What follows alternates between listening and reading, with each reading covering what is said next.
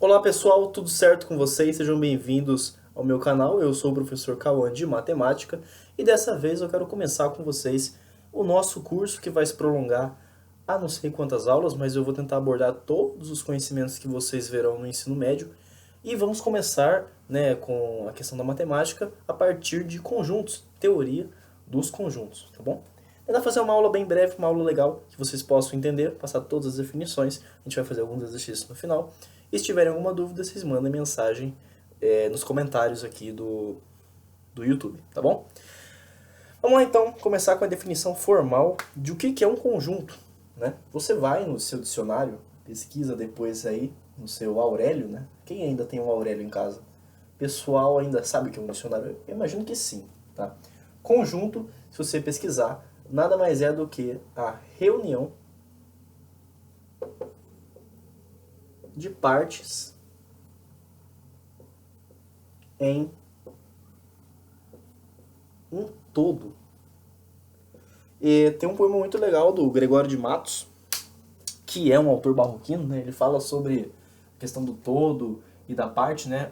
A parte não é nada sem o todo e o todo não é nada sem a parte, né? Olha só que interessante. De modo geral, conjunto é uma coleção de coisas, tá? Coleção de elementos, tudo que a gente pode ter de classificação para deixar eles unidos seria um conjunto, tá bom? Uma organização de elementos. Cara, conjunto na matemática a gente pode expressar por várias formas, tá? A primeira forma que a gente tem para mostrar um conjunto na matemática é por enumeração.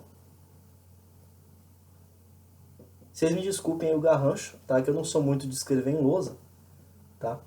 Mas eu vou tentar o meu melhor aqui, tá bom? Enumeração ou listagem, tá? Pode aparecer desses dois jeitos.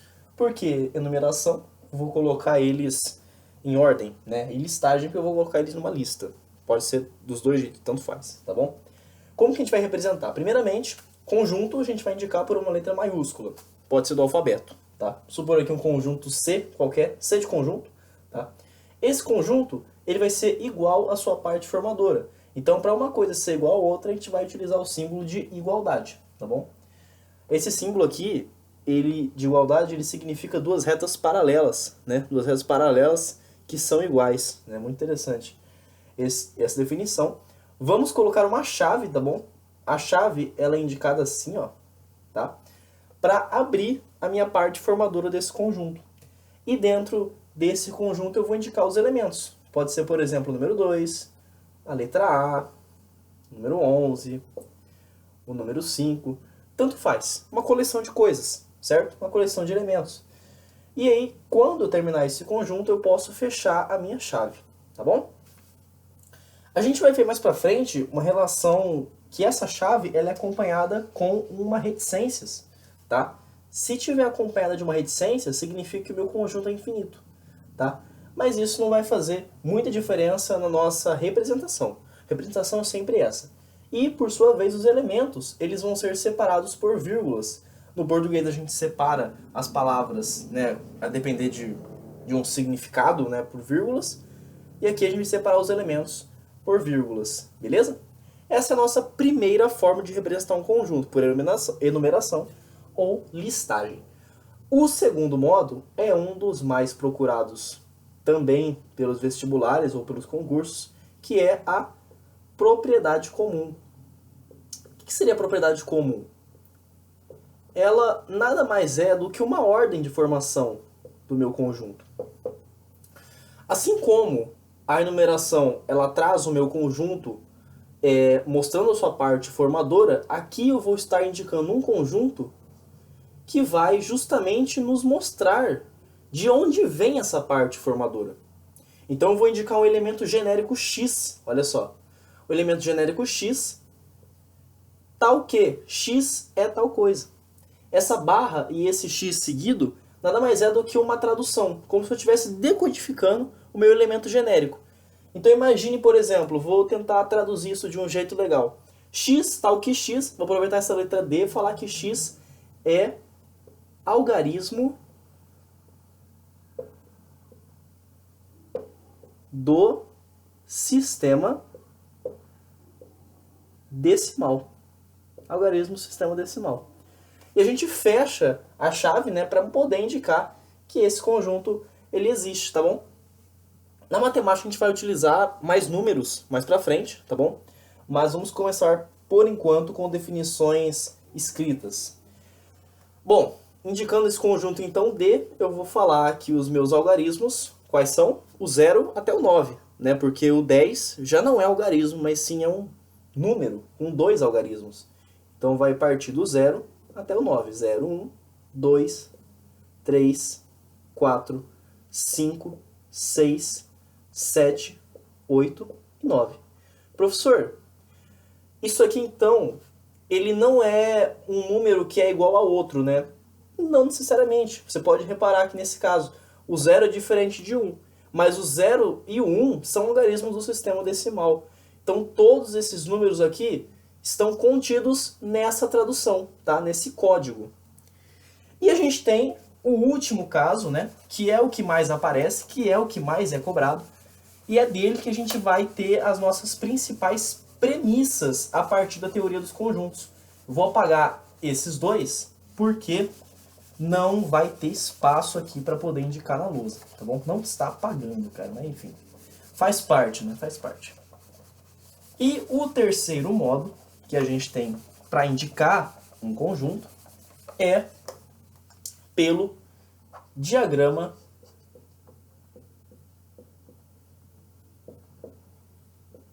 de Euler-Venn. O diagrama de Euler-Venn, ele é um estudo bem simples da teoria dos conjuntos que a gente vai elencar, né, os elementos não a partir de uma lista, não a partir de uma propriedade comum, mas sim de formas geométricas. Essa forma de representação é muito útil porque um plano, que nada mais é do que uma figura geométrica, é constituído de infinitos pontos. Então os pontos dispostos em um plano, eles podem indicar os meus elementos. Eu vou entender o seguinte, pode ser qualquer figura geométrica. Pode ser um quadrado, pode ser um triângulo, pode ser até um círculo. A gente geralmente indica com um círculo, porque o círculo não tem começo e nem fim, né? Então é bom da gente ter essa visão para não ter que criar uma confusão, tá? Então o círculo, por ser uma figura infinita, assim dizendo, que tende ao infinito, a gente usa ele mais representativamente falando.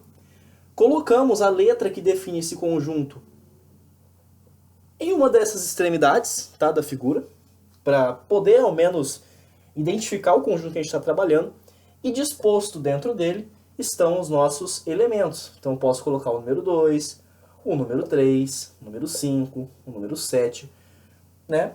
Alguns elementos aqui que podem estar contidos nesse conjunto, afinal são infinitos pontos que passam por esse plano.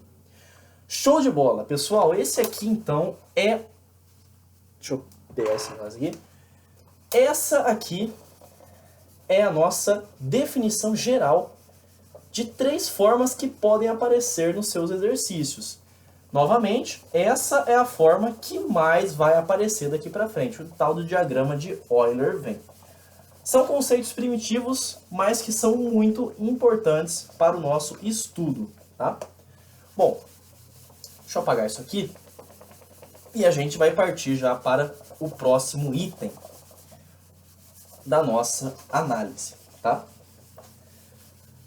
Agora, o que a gente vai passar daqui para frente vai ser alguns conjuntos notáveis. Passamos a definição formal do que seriam os conjuntos e vamos trabalhar agora com alguns conjuntos que podem aparecer que vocês devem ter alguma noção. O primeiro conjunto que vai ter de notável é o nosso conjunto unitário, tá? Esse cara aqui, ele não tem necessidade nenhuma de você aprender sobre ele, de você ter que ver, porque ele é um cara muito egoísta, né? Por quê? Conjunto unitário nada mais é do que aquele que só tem um elemento. Olha só que interessante. Ele é notável porque a maioria dos conjuntos possui mais de um elemento, e o unitário só possui um. Quer um exemplo de um conjunto unitário bem interessante? Imagine, por exemplo, um conjunto L, e eu estaria indicando por esse conjunto um elemento genérico, que é satélite natural da Terra. Vocês imaginam algum outro satélite natural da Terra sem ser a Lua? Pois é. Então o meu conjunto L nada mais é do que a Lua. Olha só. E é unitário porque não tem nenhum outro satélite natural da Terra, né? Só temos a Lua. Bom, o próximo conjunto notável que a gente tem que ter em mente é o tal do conjunto vazio. Por que que o vazio é importante, pessoal? Porque o vazio, lembre-se do que eu vou falar para vocês, está dentro de cada um de nós. Tá? Bem filosófica essa afirmação, mas é bom para você poder guardar essa definição. Veja bem, se eu estou falando que tem um conjunto que possui uma parte formadora, que possui alguns dos seus elementos, eu também não posso deixar de negar que dentro desse conjunto também existe o nada. Né? Afinal, imagine, por exemplo, o que seria um número, supondo aqui um número 2, acompanhado de 3 zeros após a vírgula. Né? Continua sendo um 2. Mas o zero, ele não mudaria nada o meu número 2. Né? Mesmo assim, o zero está aqui. O zero, por representar nada, constitui o meu elemento 2. Então, o conjunto vazio, assim como o zero, ele está presente em todos os meus conjuntos, todas as minhas partes formadoras. Lê-se conjunto vazio de duas formas. Ele pode estar expresso a partir dessa bola com esse traço transversal, indicando que não existe, né? Ou também eu posso indicá-lo como sendo uma chave aberta, só que sem nenhum elemento dentro, tá? Visto que a chave, ela contém os elementos, e se eu não tenho nenhum elemento, logo esse conjunto é vazio, tá? O vazio, ele está dentro de todos os conjuntos. Você não pode esquecer dessa definição, porque pode cair na sua prova, tá bom? Deixa eu apagar isso aqui, eu acho que esse aqui, pelo menos, vai primeiro lá, tá uma coça para poder apagar, mas com o tempo vai, né? Acho que é o apagador. Bom, o terceiro conjunto que a gente vai trabalhar é o conjunto universo, né? Conjunto universo, ele é um dos conjuntos que você tem que tomar bastante cuidado, porque não tem uma definição precisa para o conjunto universo. A gente vai ter que se atentar primeiramente no que a gente está trabalhando de conjuntos. Vamos ver daqui para frente uma relação de continência entre conjuntos, conjuntos que se contêm. E propriamente dizendo, o conjunto universo seria aquele conjunto que é detentor de todos os conjuntos citados, tá? Em um sistema de conjuntos. O principal conjunto universo que a gente tem é o conjunto dos números reais, tá? Números reais, eles são ensinados no 9º, 8º ano e ao longo de todo o seu estudo da matemática, mas de uma forma que você não analisa como conjunto em si, mas sim como operações feitas a partir de algoritmos. Aqui a gente vai trabalhar com a relação de conjuntos. Vou mostrar para vocês. O primeiro número que a gente estuda na nossa vida, o primeiro conjunto que a gente estuda na nossa vida são os naturais, tá? Naturais são aqueles que possuem números positivos, somente positivos. Então, desde o zero até o infinito, né? O que tem dentro do conjunto dos... Na verdade, o que contém o conjunto dos naturais é o conjunto dos inteiros. Os inteiros, por sua vez, ele é um acréscimo dos naturais, visto que aqui só possuem números positivos. E então os inteiros também devem assumir valores negativos, tá bom? Você pode reparar por essa analogia que o conjunto dos inteiros é o universo do conjunto dos naturais. E o que contém o conjunto dos inteiros é justamente o conjunto dos números racionais. Racionais são aqueles números que podem ser expressos a partir de uma fração, de um quociente. A letra Q indica quociente, tá? Agora veja bem, existem números que não podem ser expressos por frações irredutíveis.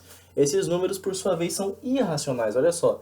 E os irracionais, como eles não podem conter o conjunto dos racionais, visto que não pode ser expresso por frações, eu deixo ele isolado, né? Ele é um forever alone aqui no meio dessa galera. Os irracionais estão aqui isolados. Mas existe um universo por trás disso tudo, que é o tal do conjunto dos reais. O conjunto dos reais ele vai englobar tanto os racionais quanto os irracionais, tá bom? E mais pra frente a gente vai ver, em um estudo mais aprofundado, que o conjunto dos reais está contido no conjunto dos complexos, tá bom? Então, no caso, os complexos eles seriam o mestre aí, o conjunto universo de todos os números já existentes, tá? Mas a gente vai ver isso mais pra frente estudando conjuntos numéricos. Por enquanto a gente está vendo só a definição formal de alguns conceitos que podem aparecer e você deve se atentar, tá bom? Bom, próxima definição de conjunto notável que a gente tem é o conjunto finito. O conjunto finito é aquele que apresenta um fim, né? Lembre-se daquilo que eu falei para vocês, no primeiro exemplo que eu dei sobre definição de listagem e enumeração. Conjunto finito é aquele que a chave se fecha e não há reticências após, na verdade, antes da chave, né? Então, um exemplo que a gente tem de conjunto finito é o sistema decimal. A gente acabou de demonstrá-lo aqui, né? Decimal, ele vai ser igual a esse número aqui, ó. No caso, esse conjunto. Os elementos, eles se fecham por uma chave, beleza? São finitos, não apresentam uma reticência. E, em contrapartida, existem conjuntos infinitos, né? Conjuntos infinitos são aqueles que não possuem fim, ou seja, são não finitos, né? Após o meu elemento genérico, assim dizendo, eu vou apresentar uma reticências para acompanhar a chave no seu fechamento. O exemplo são os números naturais, como eu disse para vocês, que partem tanto do zero até o meu infinito, tá bom? Essa é a minha representação de ser um conjunto infinito, tá bom? Beleza, pessoal? Beleza. Essa é a definição de alguns conjuntos notáveis que a gente deve se atentar. E agora vamos partir para o estudo mais aprofundado das relações entre elementos e entre conjuntos, tá? Pessoal, lembre-se sempre de uma coisa que eu vou falar para vocês. Conjunto contém elemento. Portanto, o elemento pertence a tal conjunto. Lembre-se disso. Não esqueçam. Elemento pertence a conjunto. E conjunto? Conjunto está contido em conjunto. Conjunto não pertence a conjunto, visto que elemento pertence a conjunto. Tá bom? Lembre-se desse detalhe que vai ser diferente na vida de vocês. A partir disso, a gente tem uma notação por símbolos para poder mostrar esse tipo de situação. Imagine, por exemplo, que eu tenho um conjunto genérico aqui, sei lá, B, e esse conjunto B ele vai ter esses elementos aqui, ó, o elemento A, o elemento C e o elemento D. Pergunto, o elemento A pertence ao conjunto B? Sim, o elemento A pertence ao conjunto B. Portanto, a notação que eu tenho é que A pertence ao conjunto B. Esse E esticado aqui, um pouco esquisito, significa que elemento pertence a conjunto, tá bom? Se eu perguntasse para vocês, por exemplo, imagine outro conjunto, conjunto C, que vai ter esses elementos aqui. Elemento B, E e F. Pergunto para vocês, o elemento B pertence ao conjunto B? Não. O elemento B, por sua vez, não pertence ao conjunto B. Olha só como que é tranquilo de resolver esse tipo de situação. Quando eu quero falar que o elemento não pertence a tal conjunto, eu vou falar que tem um E esticado, assim dizendo, com um corte transversal passando entre ele. Tá? Bom, essa é a definição que a gente tem de elementos, é uma questão bem básica. E também nós temos uma coisa que pode parecer um pouco de pegadinha, mas é bom vocês terem essa noção, que todo conjunto é igual ao outro se tiverem os mesmos elementos. Tá? Tranquilo de entender. Um exemplo que pode cair para vocês, que pode enganar a cabeça de vocês, é a questão quantitativa. Imagine, por exemplo, um conjunto que eu estou expressando todas as letras da palavra arara. Né? Arara é muito legal, cara, porque você lê de trás para frente é a mesma coisa. Tá? E também se acompanhar do meio, não, do meio não. No meio não funciona, mas de trás para frente é a mesma coisa. E um conjunto D, aqui, já que tem o B e o C, para não confundir a cabeça de vocês, que tem a letra A e R. Pergunto, se os dois conjuntos são iguais? Se você respondeu que são diferentes, você errou. Por quê? Eles possuem os mesmos elementos. Independe da quantidade que eles possuem. Mas se possuírem, por sua vez, exatamente os mesmos elementos, os dois conjuntos são iguais. Portanto, o conjunto A ele é igual ao conjunto D. Tá bom? Isso que tem o A e o R. E aqui também vai ter o A e o R. Maravilha! Essa é a principal definição da questão de elementos entre conjuntos. Agora a gente vai passar para as relações entre os conjuntos. Vimos primeiramente a parte formadora e a sua relação com os conjuntos. Vamos ver os conjuntos em si. Dizemos, pessoal, que um conjunto está contido em outro, tá? Não se esqueçam disso. Imagine, por exemplo, vou expressar graficamente, tá bom? Mas a gente vai ver exemplos em listagem, vamos fazer alguns exercícios. Imagine, por exemplo, dois conjuntos quaisquer aqui, conjunto A, com os elementos 2, 3 e 5. E dentro do conjunto A eu vou ter outro conjunto, conjunto B. Pergunto, o conjunto B está contido no conjunto A? Sim, conjunto B, olha só, ele está contido no meu conjunto A. O que significa isso? Que A é, por sua vez, maior quantitativamente do que B, nesse caso aqui, tá bom? Então, como que eu posso pensar isso? Que B está contido em A. Veja bem, agora é um C um pouco mais alongado, tá? Esse C alongado vai indicar a relação de conjunto estar contido em outro conjunto. Beleza. E o simétrico disso, como que seria? Bom, o simétrico dessa relação seria que o conjunto A contém o conjunto B, olha só. Conjunto A contém o conjunto B. Vou meio que fazer uma reflexão desse símbolo. Pergunto para vocês mais uma vez. Vou criar um conjunto C genérico aqui. Esse conjunto C vai ter o elemento 1 e o elemento 4. Pergunto, o conjunto C está contido no conjunto B? Não. O conjunto C, ele por sua vez, não está contido no conjunto B. E por sua vez a simétrica dessa seria que B não contém o conjunto C. Beleza? Isso aqui não é um D, isso aqui é um C cortado, tá bom? Pessoal, a partir dessas definições formais, nós temos algumas propriedades, tá? E as propriedades entre os conjuntos são as que mais são cobradas, tá? Porque entre os elementos são aquelas que a gente já viu anteriormente. Agora, o que pode cair para vocês é justamente relações entre conjuntos. Vamos lá então. Algumas propriedades. Todo conjunto é subconjunto dele mesmo. Subconjunto dá a ideia de que um conjunto é menor que o outro, né? Imagine, por exemplo, um conjunto A qualquer aqui. E esse conjunto A, agora eu vou expressar por um retângulo, para variar um pouco. Ele tem os elementos 2, 3 e 4. Eu amo esses números. Já coloquei aqui não sei quantas vezes nessa aula. Imagine, por sua vez, outro conjunto, a linha. E esse estaria englobando todos os meus elementos do conjunto A.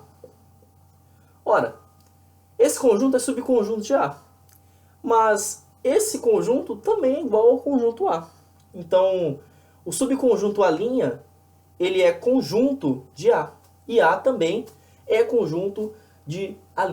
Portanto, todo conjunto é subconjunto dele mesmo, tá? Porque possuem, por sua vez, os mesmos elementos. Próxima definição que pode aparecer é uma linguagem que eu vou escrever aqui para já treinar para vocês. Se A está contido em B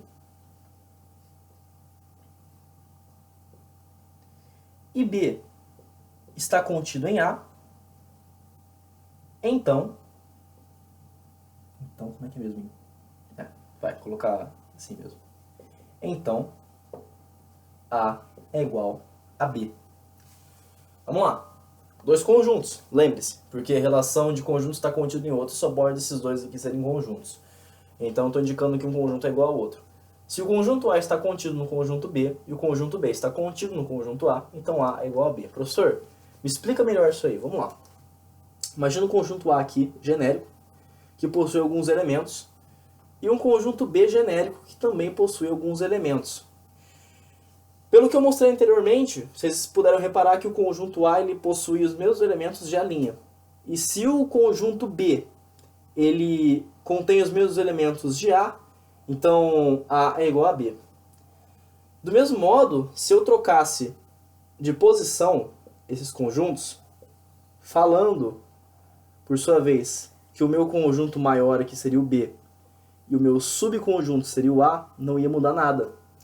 Afinal, os elementos dentro deles seriam os mesmos também, beleza? Então, o subconjunto B, sendo igual ao conjunto A, implica dizer que o subconjunto A deve ser igual ao conjunto B. Afinal, os dois estão contidos entre si. Eu já falei para vocês que o conjunto vazio está presente em todos, né? Então, a partir disso, você já consegue ter uma noção do que seria essa afirmação, né? A partir dessa relação de continência. Portanto, o vazio está dentro de cada um de nós. Lembre-se dessa afirmação aí que vai ser bem interessante, tá? Vamos lá. Cara, a lousa está um cão, tá bom? Mas enfim, ignore esse detalhe. Eu tenho que comprar álcool para poder limpar essa lousa aqui, cara. Eu não sei o que aconteceu. Eu acho que a tinta da caneta é muito forte, mano. Vamos lá então para a última propriedade que pode aparecer para vocês, tá bom? Essa aqui é linda, cara. Essa aqui Nossa, eu fico até emocionado. Vamos lá. Se A está contido em B e B está contido em C, então A está contido em C. Você, ao invés de acordar e ver o celular no Instagram, rolar, ficar uma hora inteira no Instagram rolando o feed para ver a vida dos outros, você poderia ler isso todo dia antes de você fazer a sua rotina. Porque isso aqui, cara, isso aqui é maravilhoso, tá? Vou explicar para vocês por que isso aqui é tão incrível. Vamos lá, pessoal. Isso aqui é consequência direta das duas propriedades que a gente já falou anteriormente, tá? Vamos ler isso aqui de um jeito. A está contido em B e B está contido em C. Quem que é subconjunto de quem aqui? Primeiramente, o A é subconjunto de B, porque ele está contido. E o B é subconjunto de C, né? E está falando que A está contido em C. Traduzindo isso aqui graficamente, temos um subconjunto A que está contido em um subconjunto B e que também está contido em um conjunto maior C. Beleza. Apesar do B estar contido em C, essa parte aqui de B é o conjunto A. Se eu descartar os elementos que não compõem o conjunto A, eu posso falar que esses elementos aqui somente do conjunto A, essa diferença entre os dois conjuntos, também vai estar contida no conjunto C. Como se eu descartasse a possibilidade do conjunto B existir de modo dependente do conjunto A. O conjunto A seria um conjunto independente nesse caso. Portanto, o meu conjunto A também está contido no meu conjunto C. Olha só que relação interessante. Isso cai, cara. Isso cai muito, tá bom? Nas questões. Enfim. Vamos lá, então, para a parte matemática, né? Nós só falamos. As nossas definições são essas, tá? Não existe muito mais do que eu possa comentar. Agora é com você. E para você fazer contas na matemática, tem que ter operações, tem que ter algoritmos que revelem alguns segredos, né? Então, vamos passar para as operações em conjuntos. A primeira operação que tem é a interseção. O que é interseção? É aquilo que é comum entre dois conjuntos. Lê-se sempre que a interseção entre dois conjuntos vai ser assim, ó, A interseção B. Esse U inverso nada mais seria do que o símbolo de interseção, ou seja, o que é comum. A gente viu agora conjuntos que estão contidos em um dentro do outro, ou seja, apresentam elementos em comum, mas que um comum está dentro do outro. Então, falando assim, um subconjunto A estando contido no conjunto B significa que os elementos de B também estão nos elementos de A. Não em todas as quantidades, mas que estão lá uma parte deles. Aqui, eu estaria trabalhando com conjuntos que são distintos. Olha só, o meu conjunto A e o meu conjunto B. E aquilo que é comum entre os dois é justamente essa parte. Olha só, imagina que o meu conjunto B ele tivesse isolado do A. Trazendo ele para cá, ia ter só essa parte aqui de B. E o meu conjunto A, se estivesse isolado de B, teria só essa parte aqui de A. Mas como os dois estão se conectando por essa área, por esse setor, então essa parte aqui é a interseção entre os meus dois conjuntos. Beleza? Bom, numericamente falando, para facilitar a visualização, vamos imaginar dois conjuntos genéricos aqui, um conjunto com os elementos 2, 4 e adivinha, o 3. E aqui um conjunto genérico, sei lá, 5, 6, 7. Perceba que os conjuntos de A seriam 2, 3, 4, 7. Os conjuntos de B seriam 5, 6, 7, 3. E os conjuntos que são comuns, tanto a quanto a B, seriam os elementos que são comuns aos dois conjuntos A e B, seriam os elementos 3 e 7. Então a minha interseção entre esses dois conjuntos nada mais seria do que os meus elementos 3 e 7. Beleza? Peço perdão aí pela gafe cometida. A próxima relação que a gente vai encarar é a união. União entre conjuntos nada mais é do que a soma de dois ou mais conjuntos apresentados. União nada mais é do que o inverso aqui dessa interseção, ou seja, ao invés do que seria comum, a gente vai somar todos os meus elementos precisos aqui nesse conjunto. Vamos imaginar então, genericamente falando, que a união de A e B seria todo esse espaço aqui, ó. Tá vendo? Todo esse espaço aqui seria a minha união entre esses dois. E isso tudo aqui seria a minha A união B.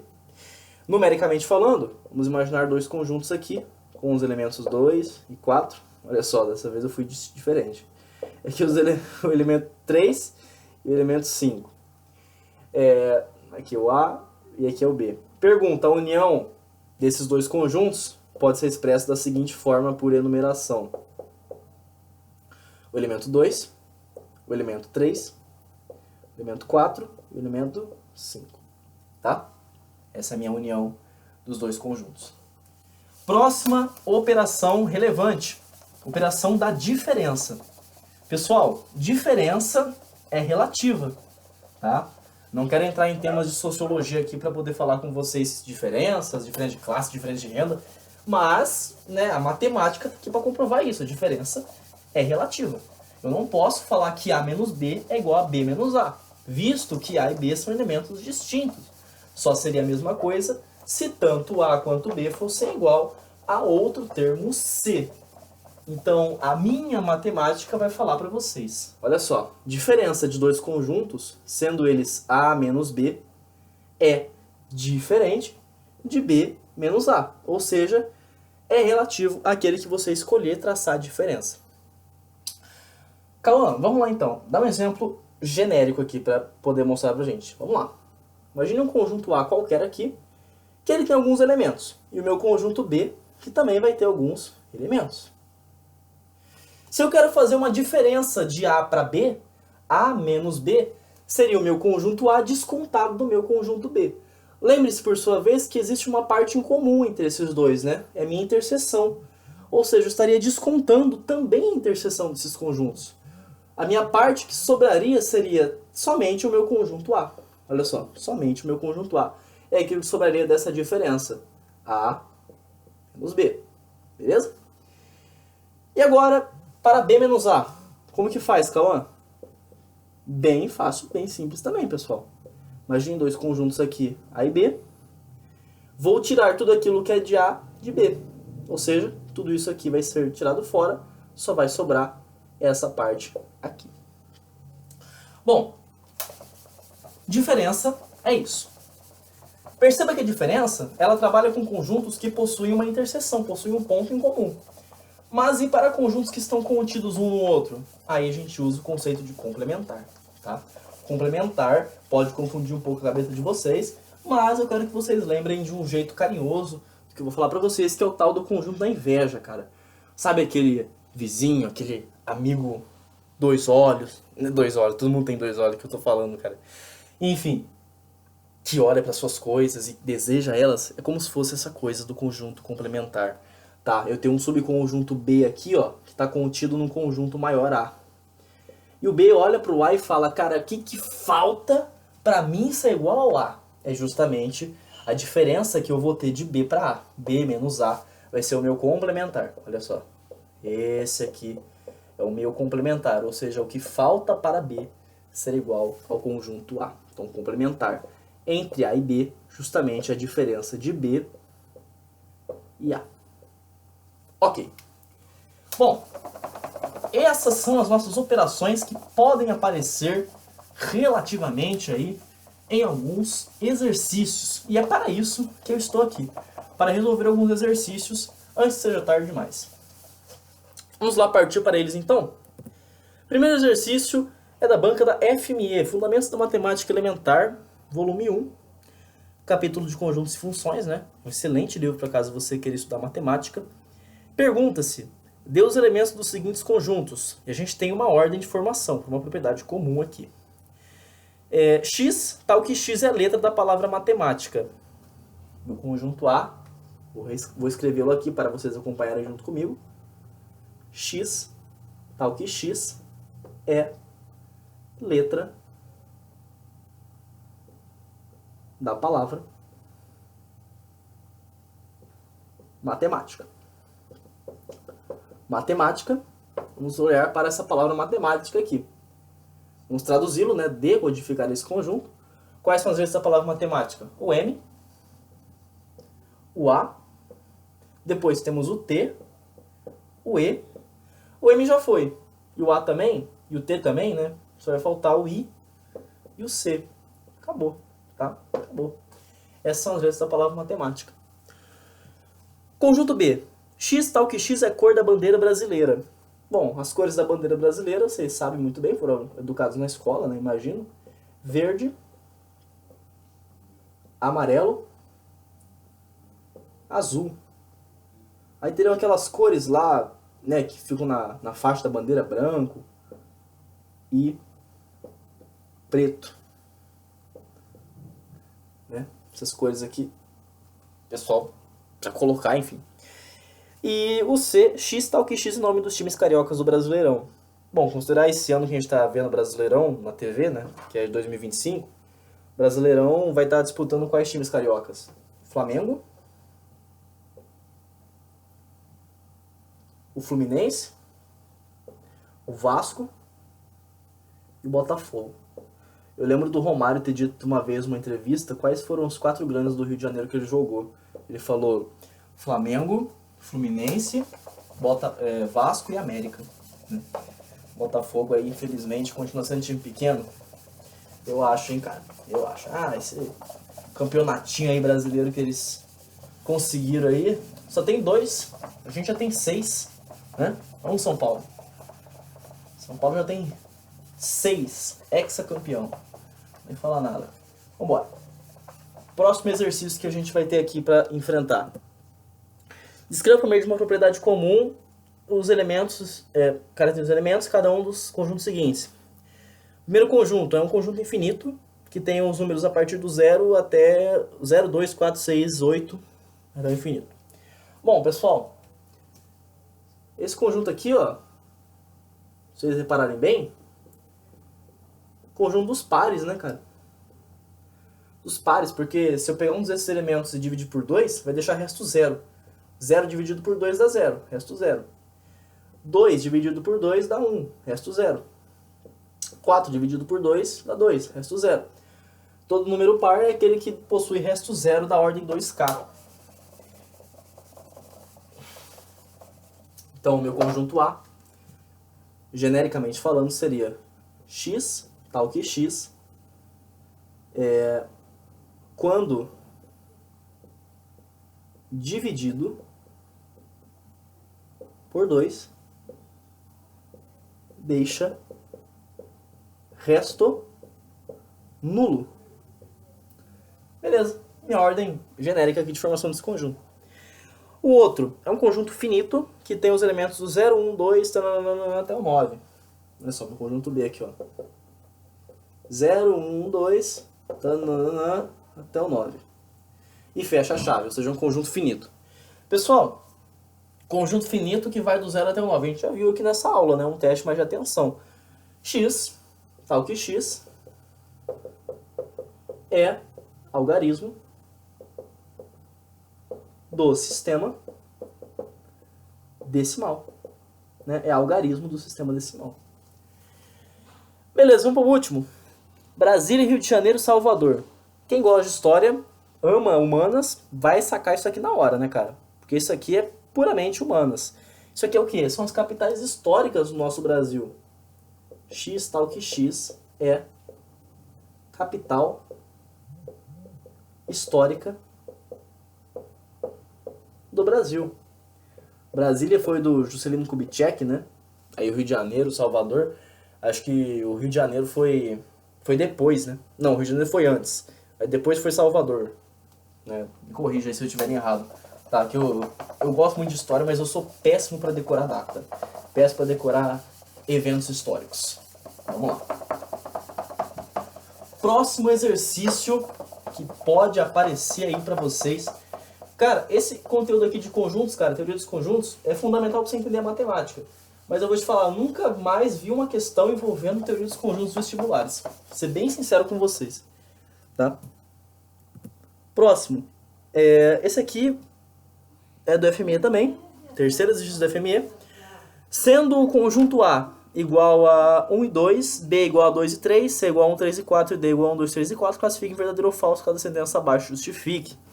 Vamos escrever então esses conjuntos. Conjunto A vai ser igual a 1 e 2. Conjunto B vai ser igual a 2 e 3. Conjunto C vai ser igual a 1, 3 e 4. Conjunto D vai ser igual a 1, 2, 3 e 4. Vou ler as sentenças aqui para vocês. Primeira sentença está perguntando se A está contido em D. Conjunto A está contido em D. Olha só. Esse aqui é no meu conjunto A porque eles têm os mesmos elementos. Olha só, meu conjunto A é 1 e 2. E o meu D tem 1, 2, 3 e 4. Só que 1 e 2 é o conjunto A. Então o conjunto A sim está contido em D. Verdadeiro. Próximo. O conjunto A está contido no conjunto B?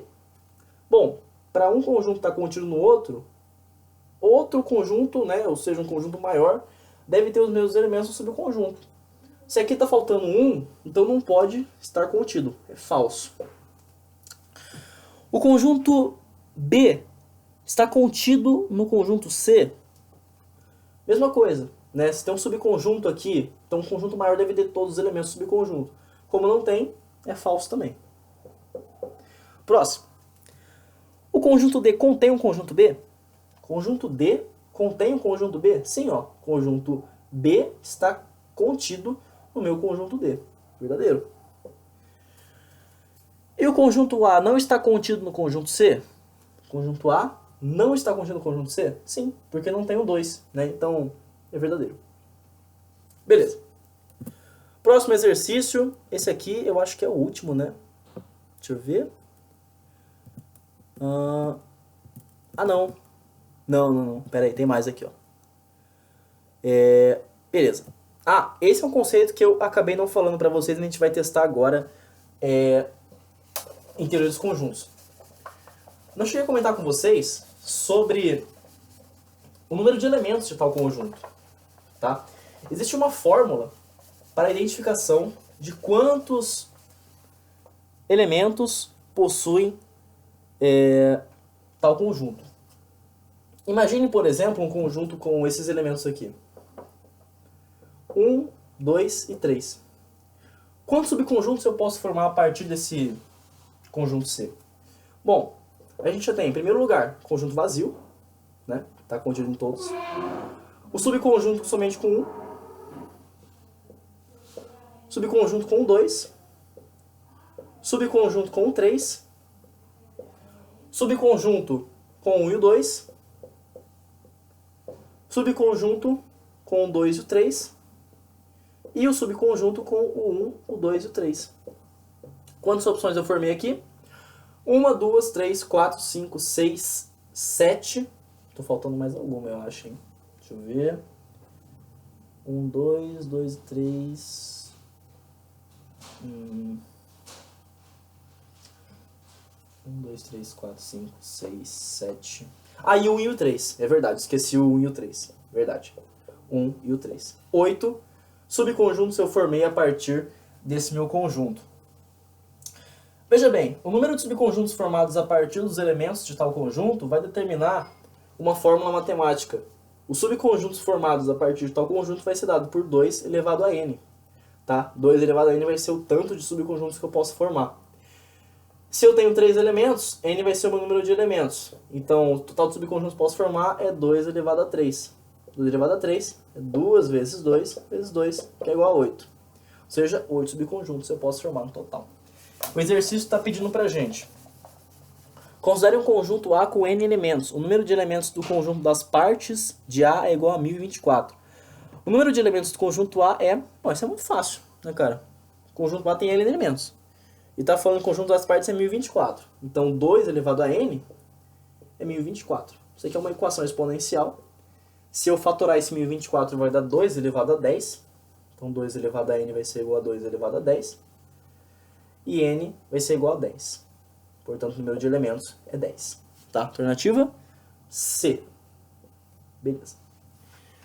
Próximo exercício. Questão da Fundatec, olha só. Foi realizada uma pesquisa entre 100 alunos da Academia Super Muscle. Essa aqui é clássica, cara. Todo concurso que vai pedir teoria dos conjuntos, os caras têm um tesão em cobrar esse tipo de questão que vocês não estão entendendo. Tá? Vamos lá. Foi realizada uma pesquisa entre 100 alunos da Academia Super Muscle, na qual 70 alunos disseram que praticam musculação, 40 participam das aulas de spinning e 30 não praticam nenhum nem outro, mas fazem outras atividades na academia. Sendo assim, quantos alunos praticam musculação e spinning? Tá falando que existem alunos que praticam musculação e spinning. Logo, há uma interseção entre esses dois grupos, né? Ó, o conjunto da musculação e o conjunto do spinning. Há uma interseção aqui. E eu sei que o meu universo desses aqui é 100. 100. Tá? 100 elementos existem no todo. Tá falando que 70 alunos praticam musculação, 40 praticam spinning. Eu tenho 30 pessoas aqui que não fazem nenhum nem outro. Perceba que teria uma diferença muito grotesca se eu somasse esses elementos e percebesse aqui o total de números do meu conjunto, né? 70 mais 40 é 110, com 30 é 140. 140 é muito diferente de 100. Como que isso é possível? Porque existem pessoas que estão em comum entre esses dois aqui, né? Então aqui há uma interseção. Perceba muito bem que eu não sei o valor da interseção, vou chamar de x. Mas, se eu tenho uma interseção, logo isso aqui não pode ser 70, né? Afinal, isso tudo aqui é 70, mas isso aqui é x.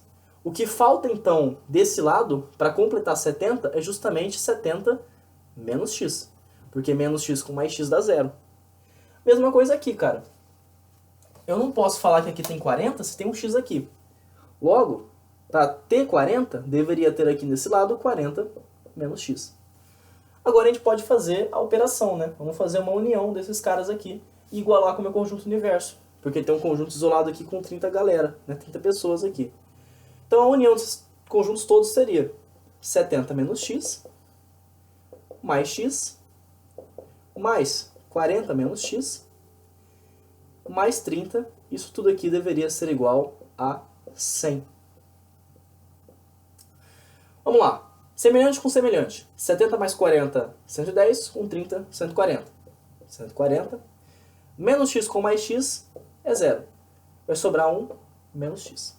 É igual a 100.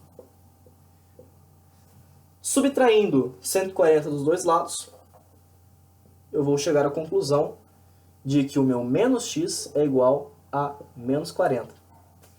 Multiplicando por menos 1 dos dois lados, eu vou saber que meu x é igual a 40. Então, pessoas que praticam musculação e spinning são 40 pessoas. Por via das dúvidas, quantas pessoas que praticam, então, somente musculação? 70 menos 40. Quanto que é 70 menos 40? 30. E quantos que praticam somente spinning? Nenhuma, porque 40 menos 40 é zero. Então não existe ninguém que pratica somente spinning, todo mundo pratica musculação e spinning. Povo inteligente, porque musculação dá futuro, tá? Enfim, pessoal, essa aqui foi a nossa primeira aula que a gente teve, teoria dos conjuntos.